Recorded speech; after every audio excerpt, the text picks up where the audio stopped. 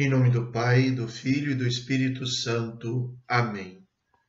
Do Evangelho segundo São Mateus.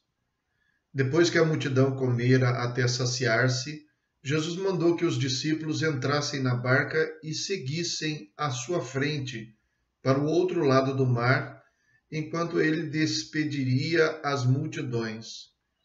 Depois de despedi-las, Jesus subiu ao monte para orar a sós. A noite chegou e Jesus continuava ali sozinho. A barca, porém, já longe da terra, era agitada pelas ondas, pois o vento era contrário. Pelas 3 horas da manhã, Jesus veio até os discípulos, andando sobre o mar.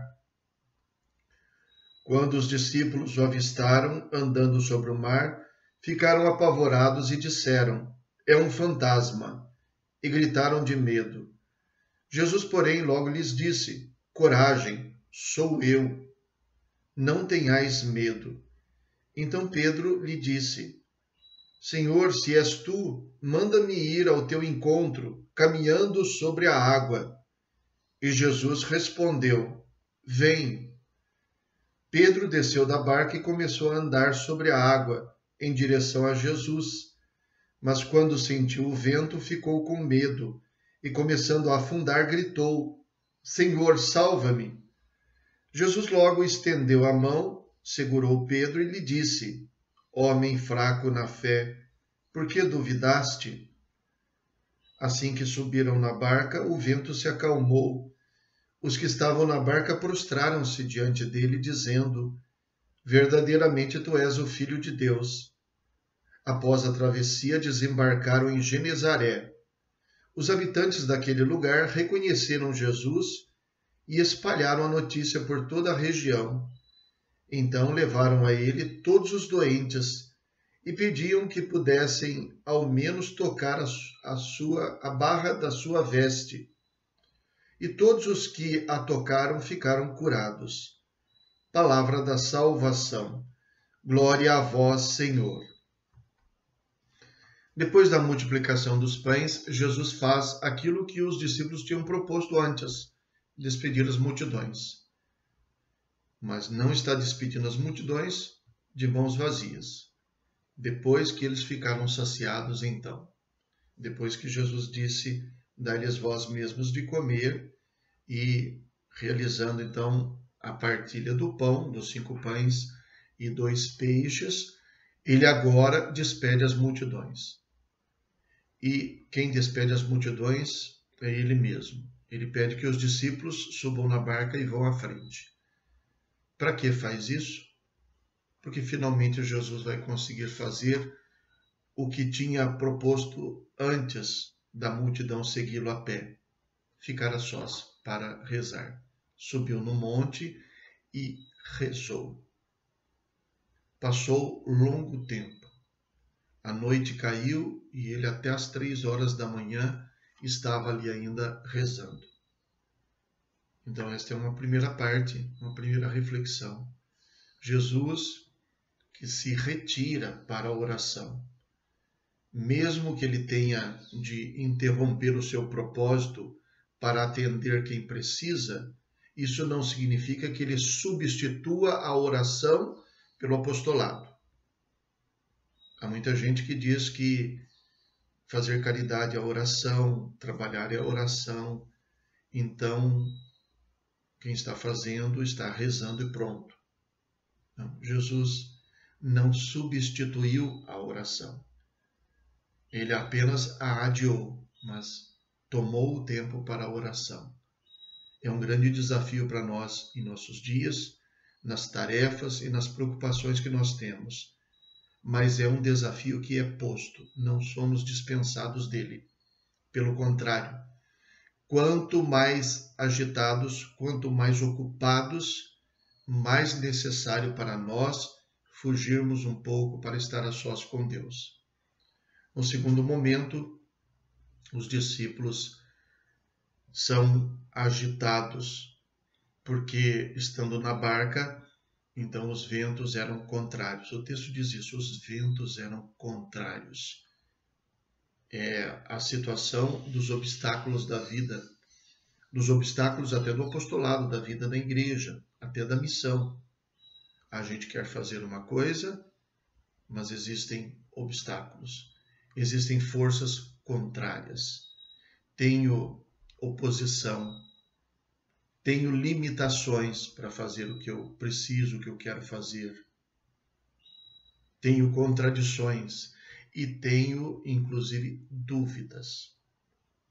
E é neste momento, então, que Jesus se apresenta caminhando sobre as águas agitadas, para mostrar que Deus não está nesse nível de ser agitado por preocupações, por questões, por dúvidas, por ressentimentos, por que quer que seja.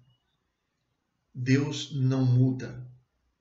Então, nos momentos em que nós estamos agitados, é necessário que a gente lembre que Deus está ali firme, que Deus não vai ao sabor dos ventos, como muitas vezes nós quase vamos, como somos tentados a ir. Saber que Deus está acima dos nossos problemas, das nossas preocupações e das nossas limitações. Recorrer a Ele, como os discípulos fazem. Eles têm medo até daquilo que vem. Pensam que Jesus é um fantasma. É claro, misteriosamente Jesus está caminhando sobre as águas agitadas. Então, para eles, isso também é uma coisa misteriosa. Nós costumamos atribuir aos nossos fantasmas aquilo que nós não entendemos, aquilo que é misterioso para nós. Mas Jesus, para acalmar o coração dessas pessoas, pura e simplesmente diz: sou eu. Saber que é Deus quem está vindo ao nosso encontro. Só isso deve nos tranquilizar. Sabe que nós podemos ter medo até do que não existe. Aqui é um caso, né? Pensam que é um fantasma. O medo está dentro de nós. O fato de nós estarmos enfrentando perigos não significa que necessariamente nós tenhamos de ter medo. O fato de nós não termos perigo nenhum nos ameaçando não significa que a gente esteja tranquilo. Pode ser que a gente tenha medo a si mesmo. Coragem, sou eu. E não, saber que Deus está firme, imutável, presente, vindo ao nosso encontro, é o que deve desfazer o nosso medo, ou pelo menos desfazer a nossa paralisia diante do medo. Deveria bastar isso. Pedro demonstra uma fraqueza de fé, não pelo fato de querer ir ao encontro de Jesus, mas pelo fato de ter submetido a questão: se és tu, manda que eu caminhe sobre as águas. Eu acredito que é o Senhor, se eu conseguir caminhar sobre as águas. Então, a questão não é ter medo, a questão não é ter dúvida, a questão é esse desafio feito a Deus. Eu só acredito assim. Porque a fé custa o nosso ato de fé. Ela não custa prova. Se tiver prova, não é fé. Então, nesta fraqueza de fé, Pedro se deixa levar pelo medo. Então ele sente medo, aí ele sente o vento, a água agitada e ele sente medo e sucumbe diante do medo. Mas aí vem uma outra consolação. Ele então diz: Senhor, salva-me. E Jesus estende a mão e diz: homem fraco na fé, por que duvidaste? Mas ele salva Pedro. Então Deus vem em socorro até da nossa fraqueza na fé. O Evangelho de hoje nos convida a reafirmarmos a nossa fé cada vez que a dificuldade para crer se apresentar. Quanto mais difícil, mais fé eu tenho. No desfecho, quando Jesus desembarca em Genezaré, as pessoas tiveram a notícia de que eles estavam ali, traziam os doentes para pelo menos tocar nas vestes dele. Pelo menos isso. Se eu não consigo ter aquela fé firme, aquela fé corajosa de quem contempla Jesus, pelo menos que eu não seja indiferente, nem mesmo aos sinais da sua presença, como as suas vestes. Pelo menos na minha falta de fé, que eu seja capaz de pelo menos tocar nas suas vestes. Rezemos. Manifestai, ó Deus, vossa inesgotável bondade para com os filhos e filhas que vos imploram e se gloriam de vos ter como Criador e Guia, restaurando para eles a vossa criação e conservando-a renovada, por nosso Senhor Jesus Cristo, vosso Filho, na unidade do Espírito Santo. Amém. O Senhor esteja convosco, Ele está no meio de nós.